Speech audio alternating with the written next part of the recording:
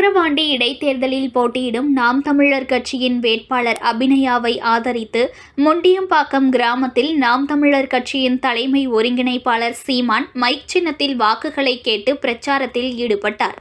எல்லா கோபத்தையும் சேர்த்து வைத்துக் கொண்டு 2026 நாங்கள் ஆட்டத்தை ஆடுவோம்.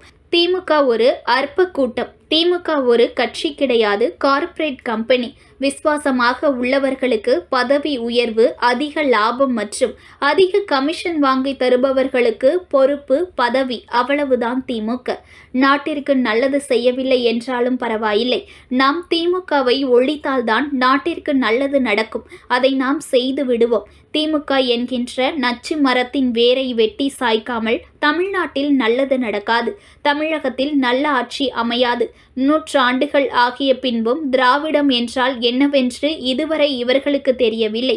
ஆரியன் மாயை என்றார்கள். அதைவிட கொடிய மாயை திராவிட மாயை. மழையில் நனைந்தால் எள்ளும் முளைக்கும், புல்லும் முளைக்கும். நீ நனைந்தால் ஒன்றும் முளைக்க மாட்டாய். ஒக்காரு என மழைக்காக எழுந்தவர்களை பார்த்து சீமான் ஆத்திரமாக பேசினார்.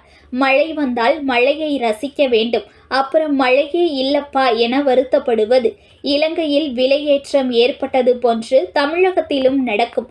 இப்பொழுது தண்ணீர் இல்லை, அரிசி பருப்பு விலையேற்றம், பால் விலை ஏற்றம், மின் கட்டண விலை ஏற்றம், சொத்து வரி ஏற்றம் உள்ளிட்ட எல்லா விலைவாசியும் ஏறிவிட்டது. இப்போது கை கட்டி காசு வாங்கி கொண்டிருக்கும் மக்கள் ஒரு நாள் கை நீட்டி அடிப்பார்கள். அதுதான் புரட்சி. இந்த புரட்சி நாளை நடக்கலாம் அல்லது நாளை மறுநாள் நடக்கலாம். ஆனால் இது உறுதியாக நடக்கும். நிச்சயமாக புரட்சி ஒரு நாள் உருவாகும்.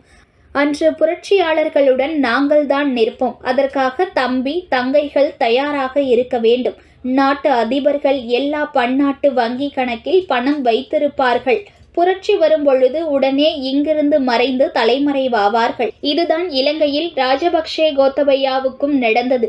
இங்கிருக்கும் அதிபர்களுக்கும் இதுதான் நடக்கும் என பிரச்சார மேடையில் சீமான் பேசினார்.